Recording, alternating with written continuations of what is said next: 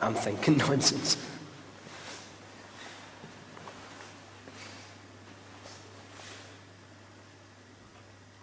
That was the door. Do you know what I think we should do? An incredibly busy night. You've also been feeding us lots of information. Julian Clegg has the details, courtesy of his interactive team. Julian. Thank you very much indeed, Paul. Lots of excellent stories about RAF West Raynham coming in. I'll go through a few of those in a few moments' time. Let's go around the webcams and see what you've been spotting. First of all, webcam 1 in the chapel. Let's bring that up and you can see Yvette and Chris there. And Lorna from Galway says, I saw a stone being thrown across the room on that webcam. And also Dan in Southampton says there was a whistle that went on for about 5 seconds. It was high-pitched, and after that a short whistle came for about 2 seconds. Very strange, says Dan. Let's move on to webcam 2. The guard's cell, I can see a pilot again, or a flying officer, the old-fashioned hat with the flaps at the side, walking towards the camera. Antoinette in Bath, thank you very much indeed. You can see Carl and Stuart there on that site. Webcam 3 now, let's move on to that one. The guard's office, a figure standing behind the 2 chairs to the right, say Melissa and Judith from Glenrothes, and you can see Catherine's screen there right now. Also a figure that looks like a man standing in the doorway, says Yvette in Rochester. Let's move on to webcam 4. The guard's bathroom. I've just seen a figure washing its hands in the sink as another walked into the doorway, says Anthony from Clayton. And some messages. Nikki from Norfolk, you must go into the station headquarters opposite the guard room. When I was stationed at West Raynham, myself and a whole guard shift experienced strange footsteps near the communications room. And I'll leave you with this one. Richard and Maria in Runcorn. My grandfather was based at the base in the 50s, and although a religious man would not go into the chapel, he would only tell us he had a very scary experience in the chapel. Thank you for that, Richard and Maria. More from Interactive later. Paul, back to you.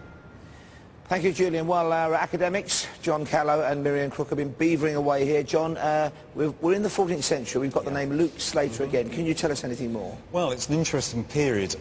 Chris is picking up lots of things with Yvette on the Ouija board, lots of different words, lots of different symbols.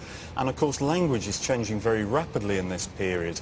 At school, people may have done Chaucer, and between Chaucer and later Tyndale, you've got the formulation of the English language. Before then, the rich people spoke French after the Norman Conquest. The poor spoke what became our language today. High-status words would be French. Things for everyday objects tend to be the language of the people. So we've got that mixture and that coming together of the nation. Yeah, and also that may have infected what was happening on the Ouija board, that unusual word. At that period of time it was Middle English, it was called. It was kind of an older style of English. Not, you know, it was coming into what we have today. So you would have spelled things differently. And certainly pronounced things differently. Certainly. You've also got something dating back to our first night. Do you remember the ZX from the other night? And that was a plane reference. Well, the other night we linked it to a specific squadron, and then I've just been looking up RAF codes again, and it links it to a Polish squadron, which is quite interesting because do you remember the stories about the Polish officer? Sure, yes. There was personal accounts. They come together for us. For the moment, thank you, Miriam and John. After this break, we're going to be sending one audience member out to join the investigation team. It could be anybody watching right here inside RAF West Raynham in Norfolk, where the vigil continues after this.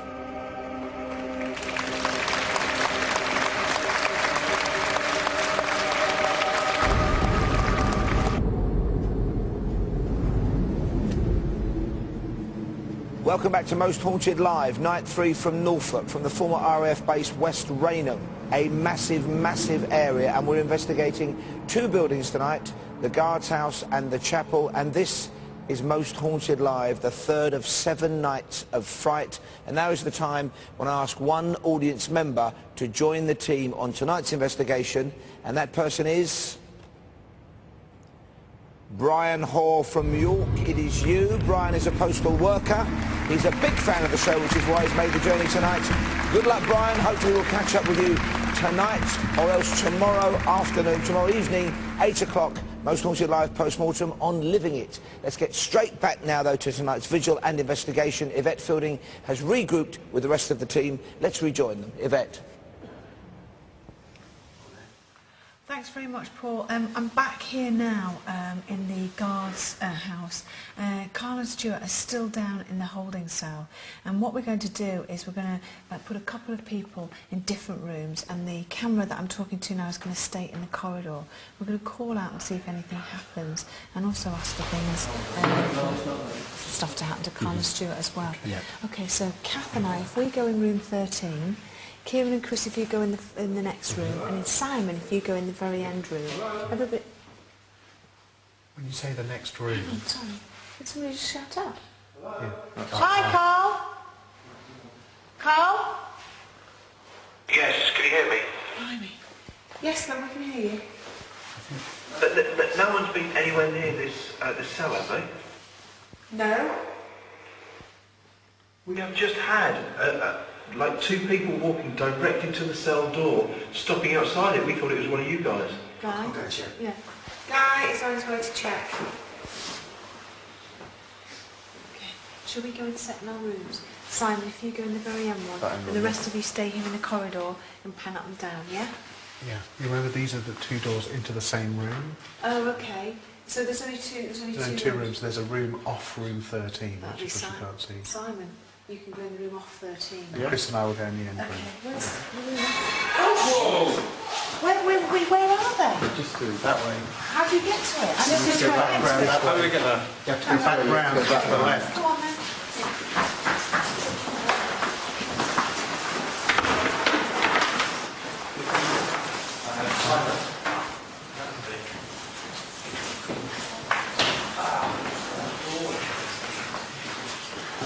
Okay. Very good. What's happened? Guy, Stuart and myself have just had that plate. 14 feet away though. hurtled What? across the room. What's hurtled? There's a plate smashed on the floor. Did you see it? Did you see it? We just heard it. It was pitch black. We were literally all here. That webcam there would have seen us all standing here. Really? Yes. Can we just check with Arch then, just to make sure, did the webcam at that Sorry. point? Guy, what did you, just explain. The webcam hasn't seen it. I think it's pointing both ways. It was pointing this way at that time. That's a But shame. I just came around to make sure there was no one out here. And then the three of us were just stood outside this door. And then there was an almighty crash in there, which made us all jump. Anyway, we turned around, turned our torch on, and there's a plate and three pieces in the corner of the room. Which is exactly what Carl called for about 20 minutes ago. Did you ask for that to break a happen? plate. Yeah, specifically when we were in here and you guys were over there, we just said, oh, come on, if you're here. Because I saw the loads of plates on the top, and I said, okay, if you're there, smash a plate. God, I tell you what, that's really... Well, that's shaking me up, because Pretty that's... damn good, that. I'm But jealous. before that, Carl, what about the footsteps? The footsteps seemed to come... We were in here, With that door and it was... closed? Really? It was definitely that, but that camera would have, then it goes pointing the wrong way, it wouldn't have picked it up, but it was, but it stopped here. What's in there? Oh, we Is just that the guard thought- room? This is the cell. Come We on, Kath. both thought, maybe some of you guys have come back, or maybe a couple of riggers have come up to sort some cables or something out, and stopped. I shone my torch through there's nobody there. Well, we were just about to split up, weren't we? Where's Kath gone? Kath's here. She's Me and behind. Kath were going to go into room 13. We were all going to split up into separate rooms. Do you guys want to continue where you are and ask for the same things again? Yeah. And we'll just get the camera to keep going up and down. Yes, Chris? Let's do it. Yeah? Yeah. So you guys stay here. How was it over there? Oh, it was really good. It was really scary. Was that a signal? Yeah, it was. Is it worth going back over there later on with some? I think so. I mean, a Ouija board, but we were picking up on something or an energy that said he was here on the land in the 1300s, and I said, do you know you were dead? And he spelt out dead, but D-E-D. And we heard footsteps, and not really much else, but the Ouija board was really strong with just two of us. Sorry, I just sort of blew my ear then. All right, Sorry. come on, You let's said get dead? cracking. Yeah, said D-E-D, yeah. He kept giving his number. Come on. G6, G5, G9. Come on, let's go. Let's go.